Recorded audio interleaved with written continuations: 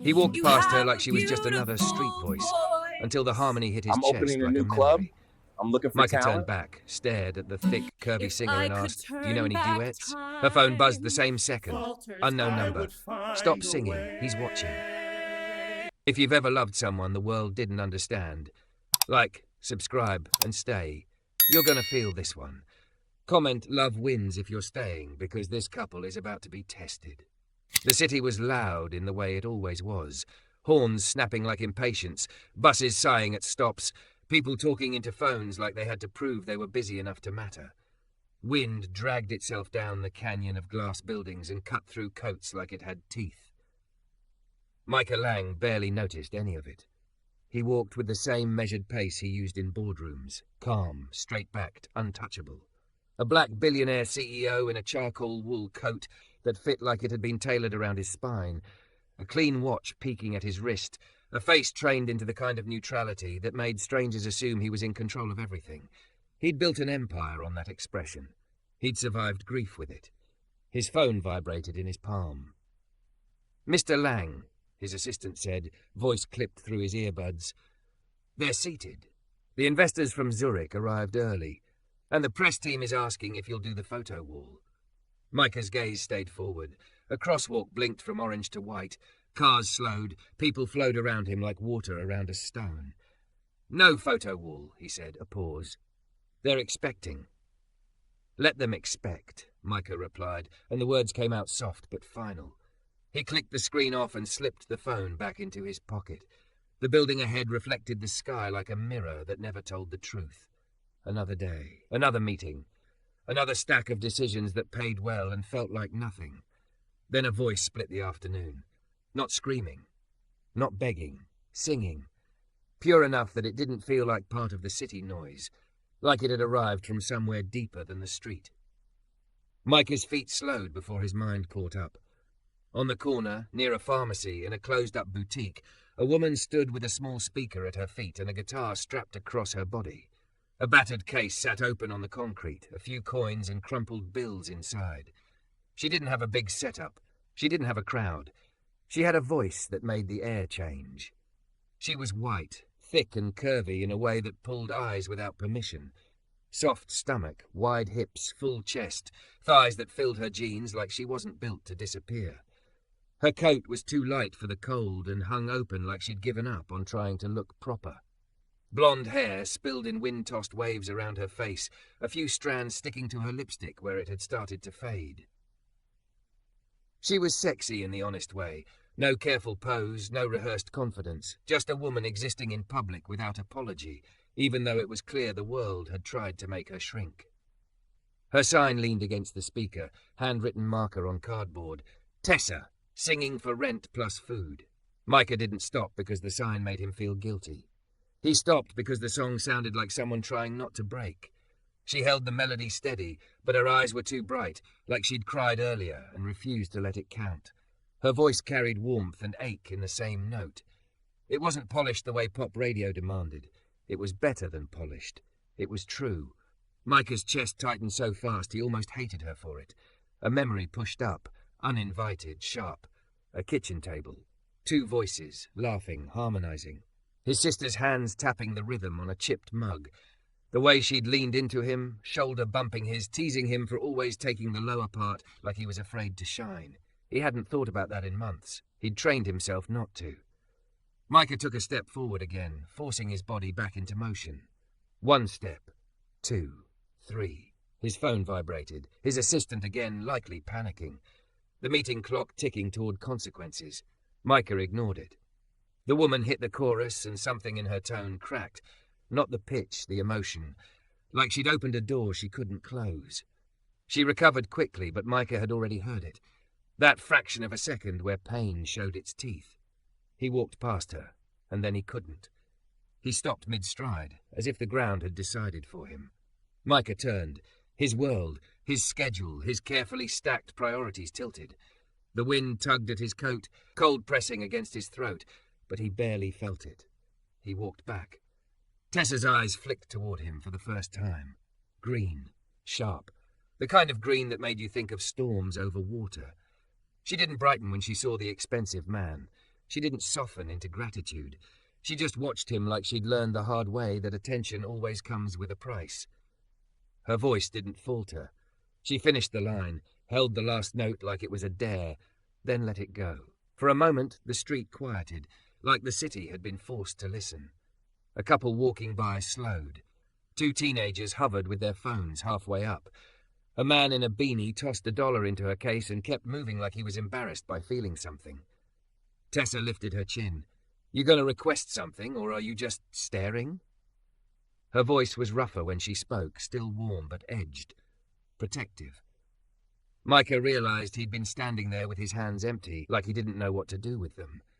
He could have dropped 100 in her case and left. That's what people like him did when they wanted to feel like good men without getting emotionally involved. He'd done it before. Charity as distance, but this wasn't that. Micah took a breath. The cold filled his lungs and made his chest ache. He heard his own voice come out quiet, almost awkward. Do you know any duets? Tessa blinked like he'd said something in another language. Then she let out a single laugh, sharp, disbelieving. Duets? With who? Micah didn't look away. With me. Her eyebrows lifted, and she looked him over like she was scanning for the joke. She took in the expensive coat, the steady posture, the eyes that didn't dart the way most men's did when they looked at her body. His gaze stayed on her face, on her expression, not her curves. You don't look like you sing, she said. Micah's mouth twitched. Not quite a smile. I don't look like I do a lot of things I've done. Tessa's grip tightened on her guitar neck. I'm not interested in being some rich guy's entertainment. Micah nodded once, like he respected the boundary. Then don't be. She narrowed her eyes. That's not how this works. Men stop here and think they can buy my time with compliments. Micah's voice stayed calm. I'm not trying to buy anything. Sure, she said, skeptical. And I'm Santa. Micah glanced at her guitar case, at the coins that looked too small for the hunger in her sign. Then he looked back at her. I'm asking because I heard you, and it reminded me of someone. Her expression shifted, just a flicker. She wasn't immune to sincerity. She was just suspicious of it. Who? She asked, softer than she meant to be. Micah swallowed.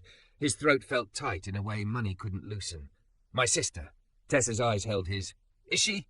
No, Micah said simply. A beat of silence pressed between them. Tessa's face softened, then hardened again as if she'd caught herself caring. I'm sorry.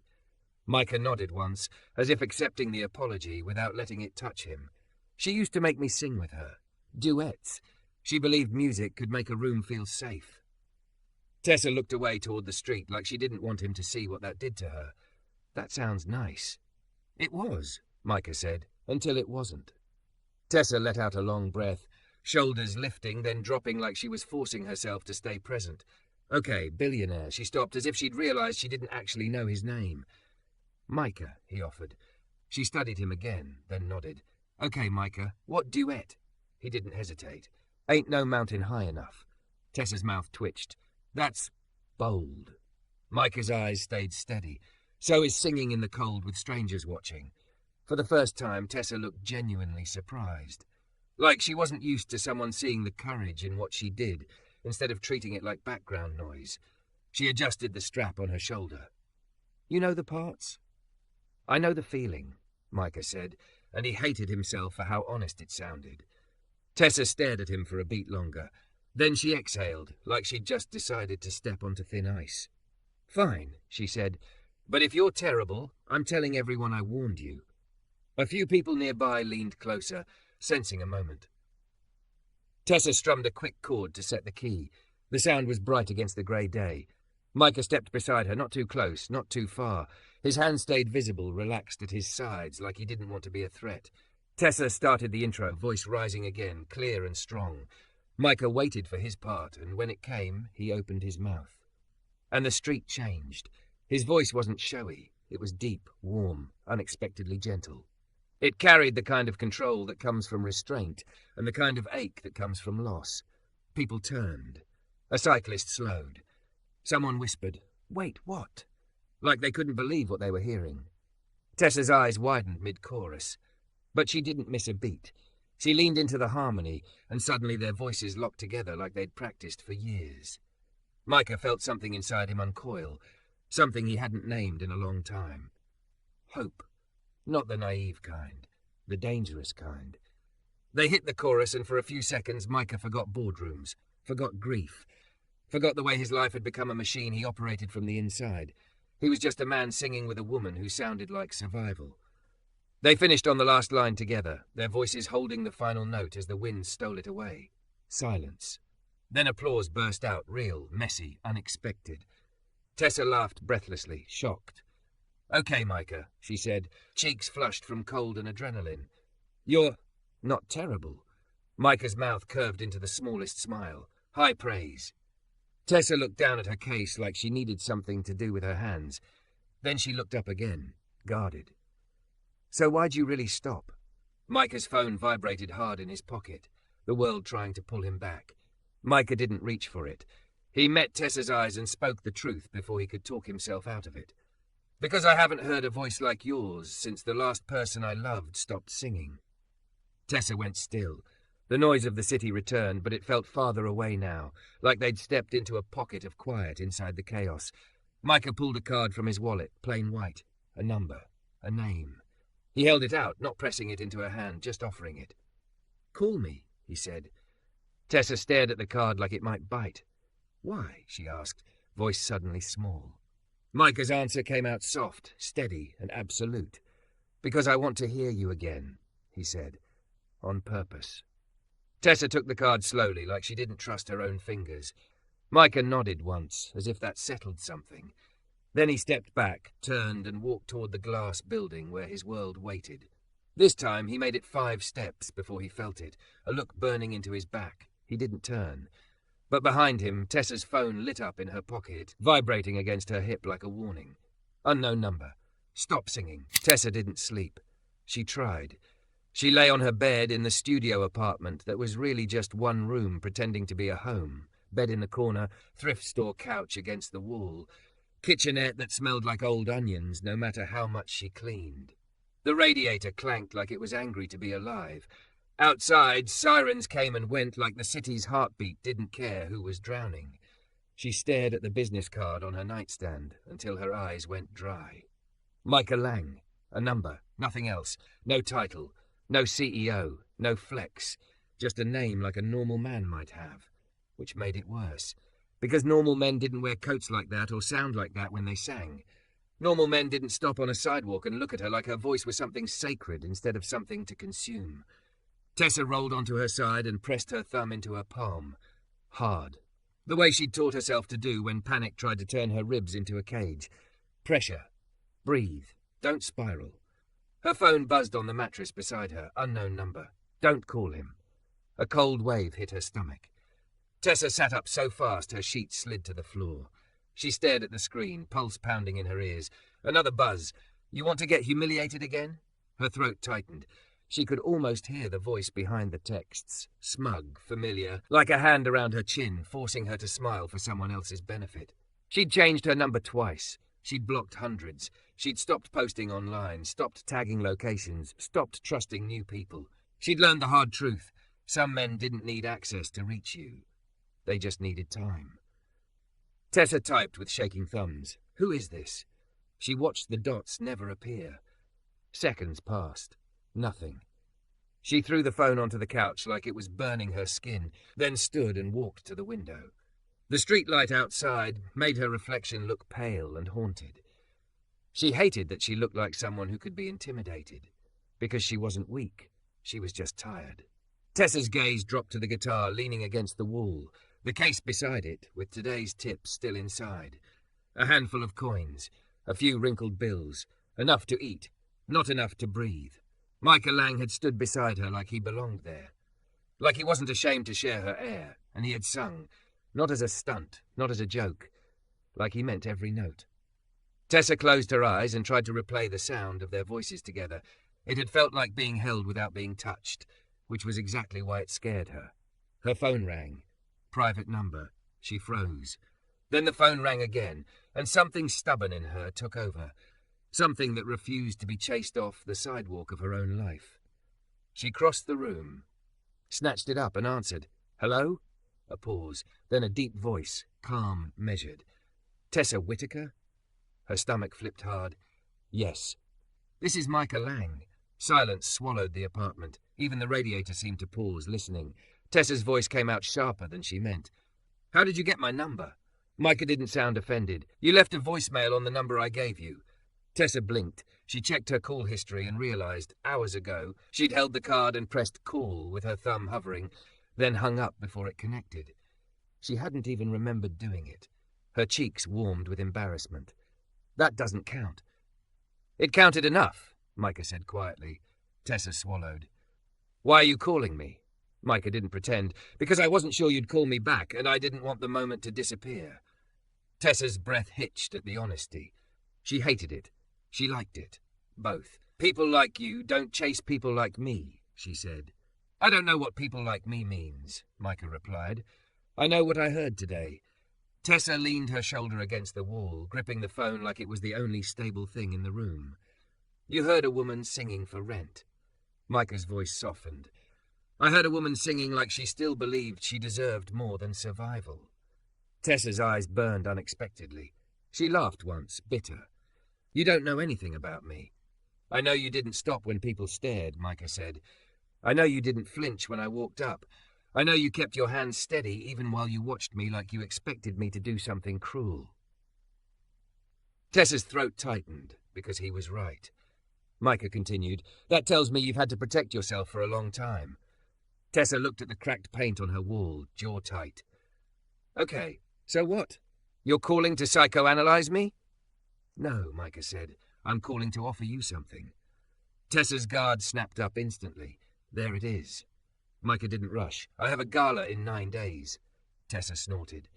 Of course you do. His voice held a quiet humour. It's for my foundation. We fund community arts programs, music education, studio access, scholarships, performance space.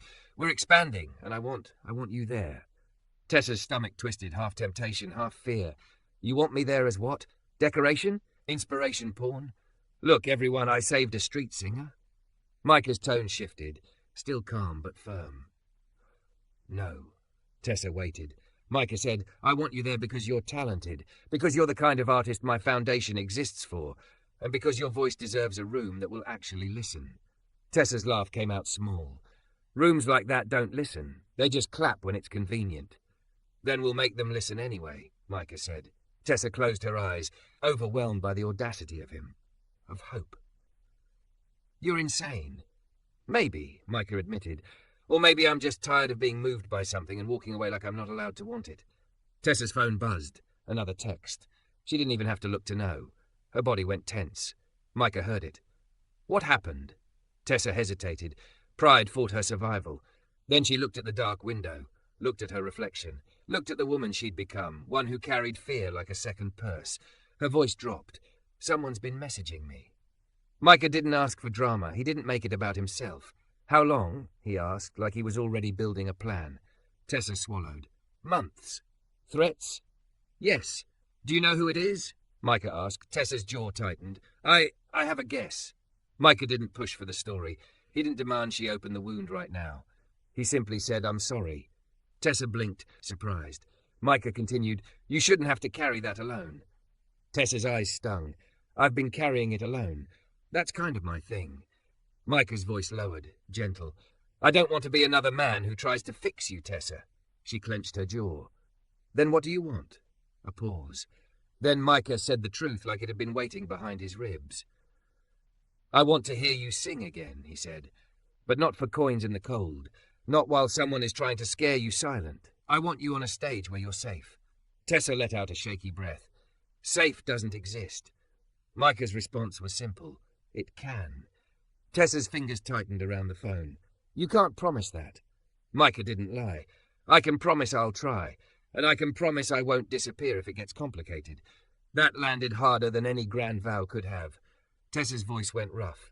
Why? Why would you do that for someone you met today? Micah's breath sounded heavy, like the question reached somewhere tender. Because I used to believe music could save people, he said quietly. Then my sister died, and I stopped believing in anything I couldn't control. Tessa's eyes closed. She could hear the grief underneath his words, carefully contained like a beast in a cage. Micah continued, Today, when we sang, it felt like the cage door opened. Tessa's throat tightened so fast she almost choked on it. She tried to make her voice sarcastic again, to armor herself. So you're having a midlife crisis with a duet? Micah gave a soft sound, almost a laugh. If that's what it is, then yes. Tessa stared at the floor, suddenly aware of her bare feet on the cold linoleum, of her empty fridge, of the danger in her phone. Micah's voice turned practical again. I can send a car tomorrow. We can meet somewhere neutral. You can bring your guitar. We can talk about the gala. If you say no, you say no. I'll respect it. Tessa's mind raced. A car, a billionaire, a gala, and the text still glowing in her notifications like a threat with teeth. Her phone buzzed again. He doesn't know you're used goods. Tessa flinched. Micah's voice sharpened. Tessa, what did it say? She swallowed. Her pride screamed. Her fear whispered. She whispered, It's nasty. Micah's tone went quiet in the way storms go quiet before they break. Send me screenshots. Tessa froze. What? Send them, Micah repeated, steady. If you want help, I can't work with shadows. Tessa's heart pounded. You barely know me. Micah answered, I know enough to believe you. Tess felt tears rise like betrayal. She blinked them back hard. You don't even know what you're stepping into, she said. Micah's reply came out low and absolute. Then I'll step into it with my eyes open. Tessa pressed her thumb into her palm again, grounding herself through the tremble. Fine, she whispered. I'll meet you. Micah exhaled like he'd been holding his breath. Thank you. Tessa's voice cracked. Don't thank me yet. Micah's tone softened. Okay, then I won't. A pause. Then he added, gentle. And Tessa? Yes? I meant what I said. I want to hear you again. On purpose. Tessa closed her eyes, and for a second she could almost imagine a life where her voice wasn't just a way to survive. Her phone buzzed one more time as the call ended. Unknown number. If you go with him, I'll ruin you. Tessa stared at the message, heart pounding. Then she looked at Micah's card on the nightstand, and for the first time in months, she didn't feel like running. She felt like fighting. Tessa almost backed out 3 times before she even left her apartment. Once when she put on the emerald sweater dress she'd been saving for something important, and realized it still fit her thick curves in a way that made her feel exposed. Once when she checked her phone and saw the unknown number thread sitting there like a bruise that wouldn't fade. And once when she opened her front door and the hallway smelled like old smoke and loneliness, and she remembered how easy it would be to keep her life small. Small meant predictable. Predictable meant safer. But then she thought about Micah's voice beside hers on that corner. Deep, steady, not trying to take anything from her, and something stubborn pushed her forward. She took the stairs instead of the elevator. She didn't trust enclosed spaces when her nerves were already tight. On the sidewalk outside, the cold slapped her cheeks awake. She pulled her coat tighter and kept her chin up. A black sedan waited at the curb. That alone should have made her turn around. Not because it was dangerous, but because it was too clean, too controlled, too far from the messy life she'd been living. Like stepping into that car meant admitting she wanted more. The back window lowered. A driver, mid-30s, calm eyes, professional, leaned slightly toward the opening. Miss Whitaker? I'm Jay. Mr. Lang asked me to bring you to the rehearsal. Tessa didn't move for a second. She scanned the street out of habit, checking reflections, corners, unfamiliar faces. No one seemed to be watching. That didn't mean no one was. Her phone buzzed. Unknown number. Get in and you're his. Tessa's throat went tight. She forced her thumb into her palm and breathed until the panic thinned enough to think. Then she pocketed the phone and opened the car door. The inside smelled like clean leather and faint citrus. Warm. Safe. Wrong. Her body didn't know what to do with softness anymore, so it stayed tense, waiting for it to be taken away. Jay didn't ask questions. He didn't look at her like she was a story. He just drove. Downtown blurred into taller buildings, quieter streets. Gates and doormen and lobbies that looked like money had polished the air itself. Tessa watched through the window, trying not to let awe turn into shame. She wasn't here to beg. She was here to sing. The car stopped in front of a tower where the glass reflected the sky so perfectly it looked unreal. A doorman opened her door and greeted her like she belonged. That part almost made her cry, being treated like she belonged somewhere without having to audition for basic respect. Jay walked her to the elevator bank, Penthouse level. Straight up. Tessa's stomach flipped. He lives up there? Jay nodded as if it was no big deal. You'll be fine. That word again? Fine. Tessa didn't answer. She stepped into the elevator and watched the numbers climb. Her ears popped. Her heart pounded. When the doors opened, the hallway was silent. Carpet thick enough to swallow footsteps. A security guard stood near a discreet door, hands folded, posture alert but not aggressive. Miss Whitaker, he said, and his tone held respect, not pity. The door opened before she could knock. Micah stood there in a black sweater and dark slacks. No tie, no suit, no CEO armor. His hair was closely cropped, beard neat, eyes tired but steady. He looked like a man who'd slept 3 hours and still showed up anyway. Tessa, he said. Her name in his voice sounded careful, like he understood it belonged to her. Tessa tried to sound normal. Wow, this place is obnoxiously nice. A flicker of amusement crossed his face. That's one word for it. Tessa stepped in, and the space made her breath catch. Floor-to-ceiling windows, a view that made the city look like a glittering map, warm wood floors, neutral furniture that looked expensive without screaming about it. And in the center of the room, a piano black and glossy, like it had never been touched by stress. A small table held tea and pastries, not arranged like a show, arranged like someone had thought. What would make her comfortable? Tessa hated how much that mattered. She adjusted the strap of her guitar case on her shoulder. So what is this? An audition? Micah's gaze lifted to her face. No. Then what? She asked, sharper than she needed. Micah didn't flinch. A rehearsal, a conversation, whatever you want it to be. Tessa's eyes narrowed. You're being weirdly respectful. Micah nodded once. I'm trying. That honesty hit her like a palm to the chest. Tessa looked away, scanning the room like she could find something less dangerous than sincerity. 2 people stood near the piano, one older man with a kind face, one woman with a tablet, a vocal coach and a pianist, if Tessa had to guess. Professional, quiet, waiting. Micah gestured toward them. This is Jonah. He'll play if you want, and Marlene. She's here for arrangement and sound checks. No pressure. If you hate this, you can leave. I won't follow you to your door. That last part made Tessa's throat tighten. He'd heard her, even without her telling him. The way men following could turn into fear. Tessa swallowed. Okay. Micah pointed gently toward the tea. Do you want something warm first? Tessa's pride wanted to say no. Her body wanted yes. She compromised with sarcasm. If it's poison, I'm haunting you. Micah's mouth curved slightly. Fair. She took the cup, ginger tea with honey. The warmth hit her palms and eased something in her chest she hadn't realized was locked. Micah watched her quietly, not hovering. Tessa cleared her throat. So what do you want me to sing? Micah's gaze softened. Whatever you sing when you're not trying to impress anyone. That question wasn't musical, it was personal.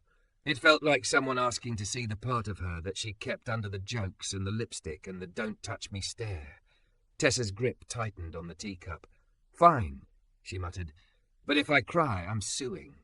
Micah nodded, serious as if she'd made a legal request. Noted.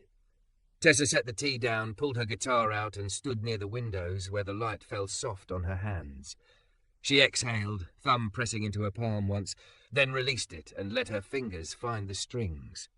She started with a song she wrote in a notebook 2 years ago, after she'd left a man who wanted to manage her life like she was his property. It wasn't famous. It wasn't clean. It was honest. When she sang, her voice filled the penthouse like it belonged there. Micah didn't speak. He didn't clap halfway through. He just listened, still as a man praying. Halfway through the second verse, Tessa's voice wavered, not from nerves, from memory. The words scraped something tender inside her. She pushed through anyway, because that was what she always did. When she finished, the room stayed quiet. Tessa forced a laugh. Okay, cool. I didn't die. Your turn to tell me it's authentic and raw like everyone else. Micah shook his head slowly. No. Tessa blinked. Micah's eyes were glossy. That wasn't a performance. That was you surviving out loud. Tessa felt her throat close. Don't say that. Why? Micah asked gently. Because it's true? Tessa's voice sharpened like a blade. Because if I admit it's true, then it means I've been... She stopped, jaw shaking. Micah didn't move closer. He kept his distance like he understood space could be safety. He said quietly, You don't have to explain anything you don't want to. Tessa stared at him, anger and fear and gratitude tangled together. Then why bring me here? Micah's answer came simple. Because I want you on the gala stage, and because I want you to feel what it's like to be taken seriously. Tessa's laugh was hollow. And what do you get out of it? Micah didn't pretend. I get to hear something real again. Tessa's phone buzzed in her coat pocket like a wasp trapped in fabric. She froze. Micah saw it. His posture shifted, subtle, alert. Is it them? Tessa swallowed, pulled her phone out and looked. Unknown number. He thinks you're talent. You're just a body. Her chest tightened so hard it hurt. Micah's voice lowered. Show me. Tessa hesitated. Shame rose, hot and familiar. Micah's tone stayed steady. If you want me to help, I need to see it. Tessa's hands shook as she held the phone out. Micah read the message. His jaw flexed once, then he looked up, eyes calm but colder. How many? He asked. Tessa tried to laugh it off. Enough. Micah nodded toward the security guard by the hall. I want everything recorded from this point forward. Screenshots, timestamps, any incoming numbers, and I want a digital trace run. The guard nodded and stepped away immediately. Tessa stared at Micah. You can just do that? Micah's gaze returned to her. I can try. Tessa's voice cracked. Why are you taking this so seriously? Micah paused like the truth weighed something. Then he said, because someone is trying to silence you. Tessa swallowed, eyes burning. People have been trying to silence me my whole life. Micah's voice softened. Not anymore. The words hit her like a promise and a risk. Tessa looked down at her guitar, then up at Micah. So what now? Micah took a slow breath. Now we rehearse what you'll sing at the gala, and if you want, we rehearse the duet. Tessa's stomach flipped. I told you no. Micah nodded. Then no. He gestured to the piano. We can arrange your solo to hit harder, give the room no choice but to listen. Tessa should have felt like a charity case. Instead, for the first time in a long time, she felt like an artist. She lifted her chin. All right, she said, voice steadying. Let's make them listen. Micah's eyes softened like he'd been waiting for that exact sentence. Good, he said quietly. Then we start now. And as the pianist played the first chords, Tessa realized something terrifying. She didn't just want to survive anymore. She wanted to be seen, without being owned. The gala didn't feel like a room. It felt like a machine made of light. Crystal chandeliers poured gold down onto black tuxedos and champagne flutes. Cameras glided like sharks between conversations. Laughter rose too loud, too clean, like people were trying to prove they were fine. The air smelled expensive. Citrus cologne, perfume, polished wood. Money pretending it didn't sweat. Tessa stood backstage with her guitar strapped on, staring at the curtain like it was the edge of a cliff. Her dress was deep emerald, fitted, the kind of fabric that hugged her thick curves without apologizing. Full hips, soft belly, heavy bust held steady by a bodice that felt like armor. Her hair was curled into loose, glossy waves that fell over one shoulder. Her lipstick was bold enough to feel like a decision. And still, her hands shook. She kept pressing her thumb into her palm the way she always did, grounding herself through the tremor. Micah stood a few feet away in a tux that looked like it was designed for him to disappear into power. Black, clean lines, calm presence. His face was composed, but his eyes kept flicking to her like he was checking that she was still breathing. You can still walk, he said quietly. Tessa let out a tight laugh. You say that like I have a history of doing the sensible thing. Micah's mouth curved slightly. I'm learning you don't. Tessa looked past him at the stage manager and security. 2 guards at each side of the curtain. Earpieces. Hands ready but not aggressive. Micah's people weren't here to intimidate her. They were here to hold the line. Her phone buzzed again. She didn't want to look.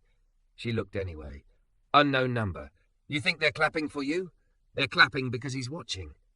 Her stomach dropped. Her breathing went shallow. Micah noticed instantly. What did it say?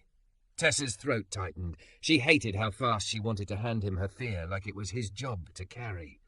But she did it anyway. She turned the screen toward him. Micah read it. His jaw flexed once. That was all. No explosion, no drama. He nodded toward one of the security leads. Log it. Timestamp. Keep the thread. The guard's head dipped, already moving. Tessa whispered, What if he's here? Micah looked at her, eyes steady. Then he'll be removed. Her laugh came out shaky. You make it sound simple. Micah's voice lowered. It isn't simple, but it is clear. The stage manager lifted 2 fingers. 2 minutes. Tessa's heart slammed against her ribs. "I don't belong in this room," she said, and she hated how true it felt. Micah's gaze didn't waver. "You do," Tessa swallowed. "They're going to stare." "They already do," Micah said. "Tonight they'll have to listen too." Tessa's mouth trembled. "Why do you keep doing that?" "Doing what?" Micah asked. "Believing in me like it's normal," she whispered. Micah's expression softened. "It should be normal." 1 minute. Tessa closed her eyes for half a second. She imagined the corner where she usually sang. Wind, traffic, strangers who acted like she was background noise unless they wanted something. She imagined the man who used to manage her, taking her tips, reading her messages, telling her what songs were pretty enough, telling her she owed him because he found her. She imagined him typing those texts with a grin. Her eyes snapped open. Not tonight. Micah stepped closer but stopped at a respectful distance. His hand stayed open at his sides, a quiet signal. "I'm not here to control you." "You don't have to be fearless," he said. "Just don't be alone." Tessa's voice cracked. "I've been alone so long it feels like my default setting." Micah's gaze held hers. "Then let tonight be different." The stage manager nodded. "Go." The curtain shifted. The light spilled in. Tessa walked out with her guitar and felt the room turn like a single organism. Faces tilted, brows lifted.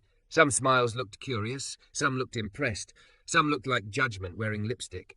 She felt the weight of eyes slide over her body first, curves, dress, presence, before they bothered to look at her face. A familiar old shame tried to rise. She crushed it. Micah walked out behind her, calm, controlled, the room's attention naturally orbiting him. The kind of man people assumed belonged everywhere. And yet his eyes were on her like she was the most important thing on the stage. The host introduced Micah's foundation and the goals of the night. Applause. Donor names. More applause. Money spoken like a prayer. Then the host said, "And now a special performance. An artist whose voice stopped our CEO in the middle of downtown." A ripple of laughter. Tessa's cheeks warmed, not with embarrassment this time.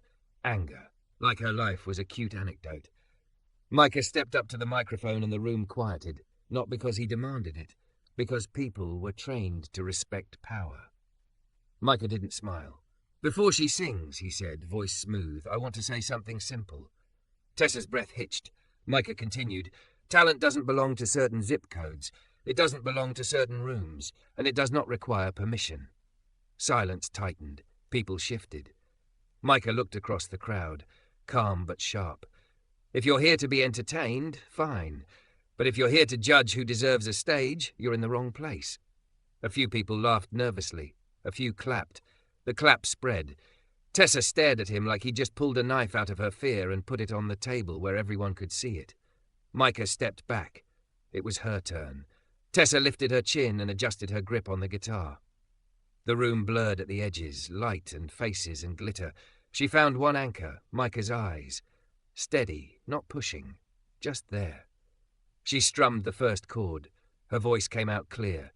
The first verse was soft, almost intimate, the kind of melody that made even rich people remember they had lungs. As she sang, the room changed in slow motion, heads turning, whispers dying, hands lowering their phones because suddenly it felt rude to record something that sounded this real. Tessa reached the chorus and her voice rose, filling the space like it had been built for her all along. For a moment she forgot the threat texts, forgot her ex-manager, forgot the fear. Then she saw movement near the side entrance. A man in a dark coat pushing past a staff member too fast. Lean, sharp face, eyes flat with confidence. He didn't belong here, and he knew it, which meant he didn't care. Tessa's blood turned to ice. Her fingers faltered on the strings. The man's gaze locked onto her like a hook. He smiled. Tessa missed a chord. Her breath caught. Micah's head turned instantly, tracking her shift before she even looked away from the man. Micah's eyes narrowed. Security moved. The man shoved again, this time harder, trying to break through the line, mouth opening like he was about to shout. Tessa's voice wavered. The room started murmuring. Phones rose. The old familiar humiliation rushed up, hot, choking. Not again. Not in front of all these people. Not when she'd finally felt like she belonged somewhere. Micah stepped forward, not toward the man, toward the microphone. His voice cut through the room like a clean blade. Stop. One word. Calm. Heavy. The murmurs thinned. Even the chandeliers seemed to listen. Micah looked directly at security, then back at the crowd. "This is what intimidation looks like," he said, voice steady. "It tries to turn art into a spectacle." The man near the entrance struggled as security gripped him. He jerked his head toward Tessa, shouting something ugly. Words that didn't belong in this room. Words designed to make her feel small. Tessa's hands shook. Her eyes burned.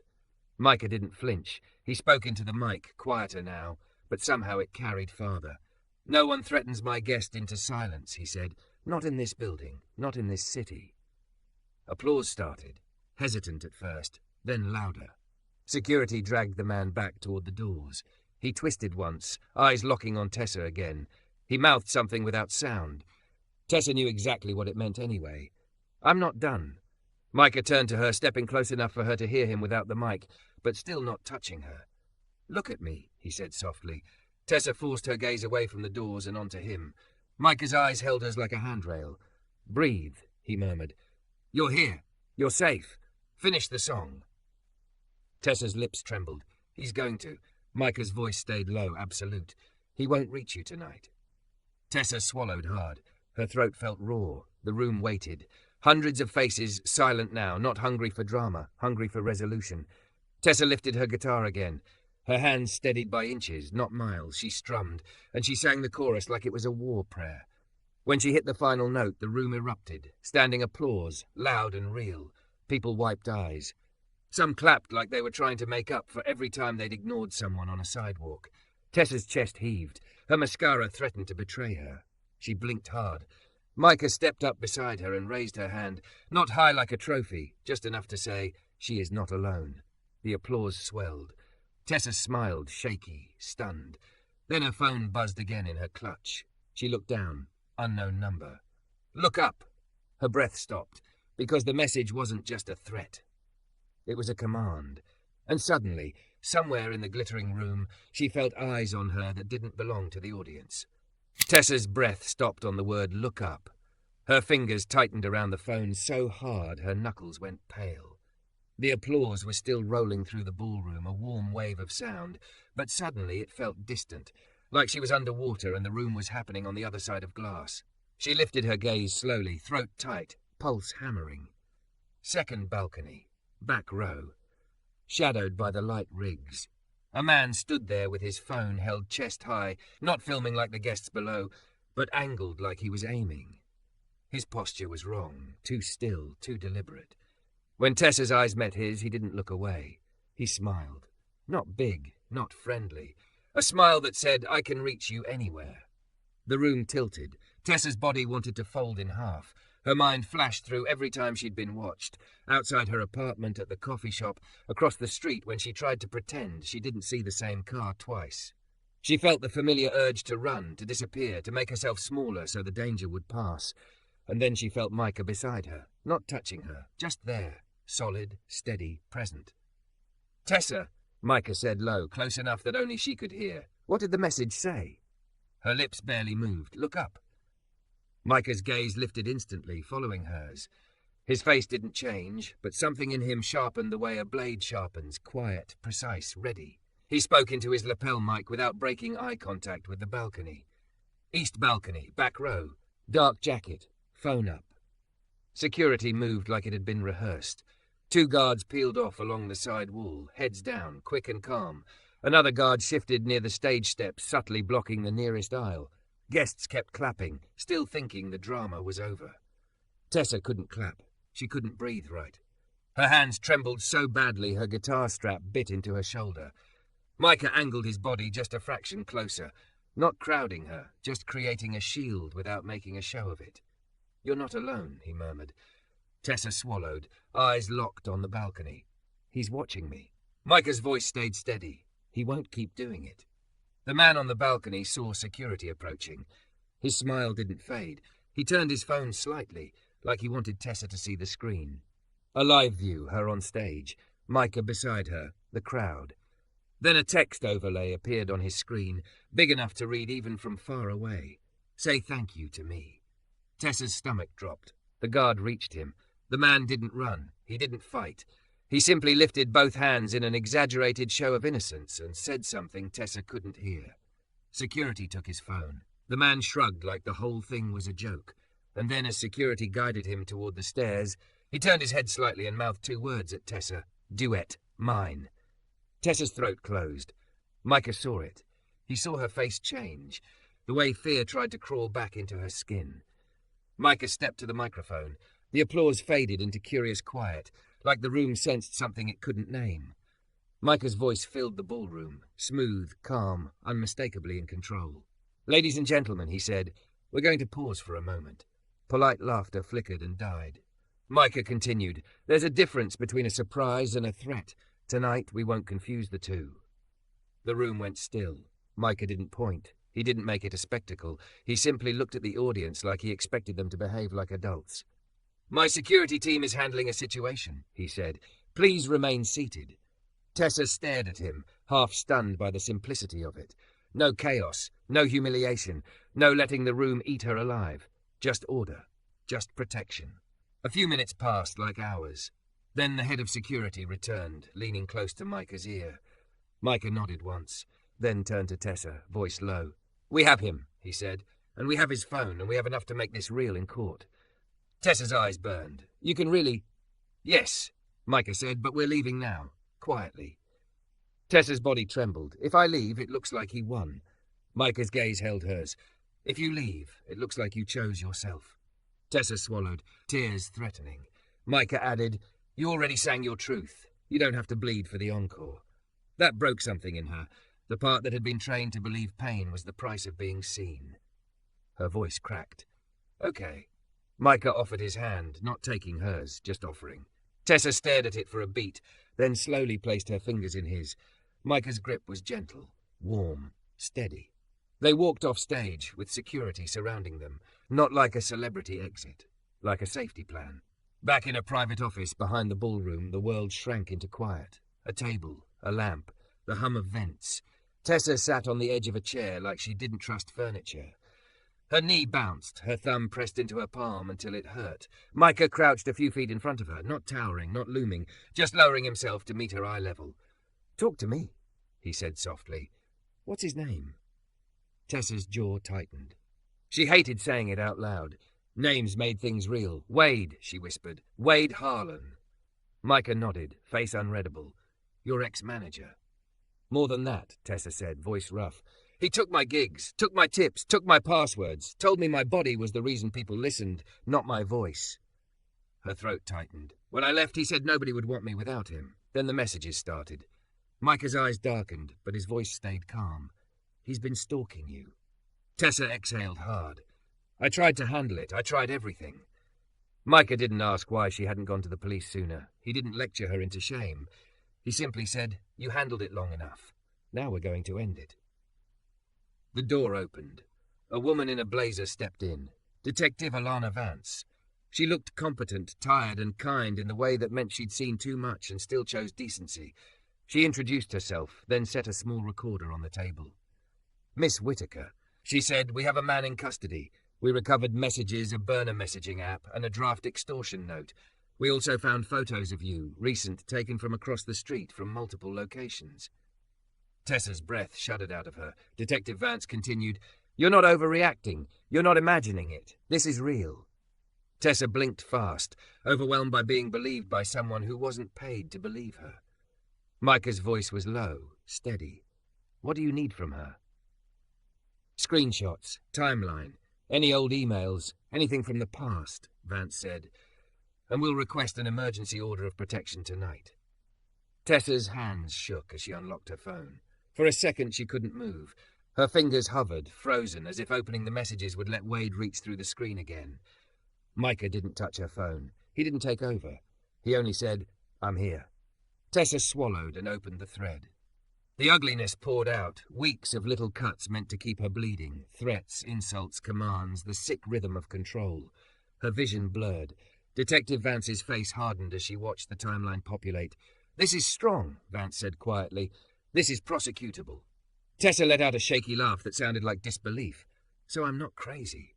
Micah's gaze held hers. "You never were." That was the moment Tessa finally cried. Not the quiet single tear she could hide, but the kind of crying that came from exhaustion finally admitting it couldn't do this alone anymore. Micah didn't rush her.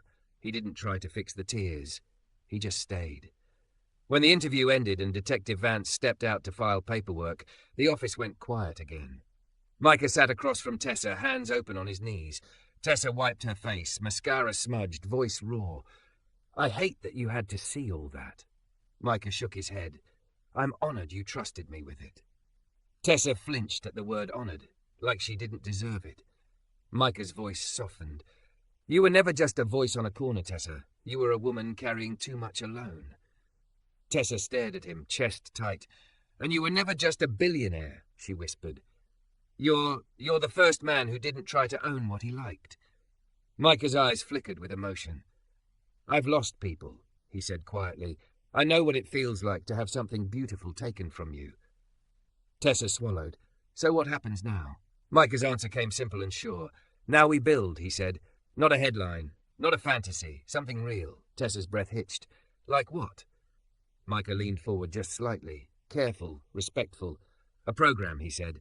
"Stages for street artists, legal support, safe performance permits, counselling, recording sessions, a door that doesn't slam when someone tries to scare you back into silence." Tessa's lips trembled. "Why would you do that?" Micah's voice cracked just a little. "Because my sister believed music could make a room feel safe." He swallowed. "And tonight you reminded me she was right." Tessa's tears returned, quieter now. Micah held her gaze. "And because you asked me, without meaning to, if I knew any duets." Tessa let out a wet laugh. "You're still stuck on that." Micah's mouth curved. "I'm stuck on not doing life alone." He paused, then added softly, "But I won't ask for anything you don't want to give." Tessa looked at him for a long moment. Then, slowly, she reached for his hand again, this time first. Micah's fingers closed around hers like a promise that didn't demand. Tessa whispered, "I want to sing again." Micah nodded. "Good. And," she added, voice shaking with bravery, "I want the duet." Micah's breath caught. "Only if you're sure." Tessa pressed her thumb into her palm one last time, then let it go. "I'm sure," she said, "but this time you sing first." Micah smiled, small, real, almost stunned. "Okay," he said. Outside, the city kept rushing. Sirens, wind, noise. But in that quiet office, two people who had been surviving in different kinds of loneliness finally chose the same thing. Not silence. Not fear. A life where the song didn't belong to the man who tried to steal it. A life where the duet was theirs, because they both said yes.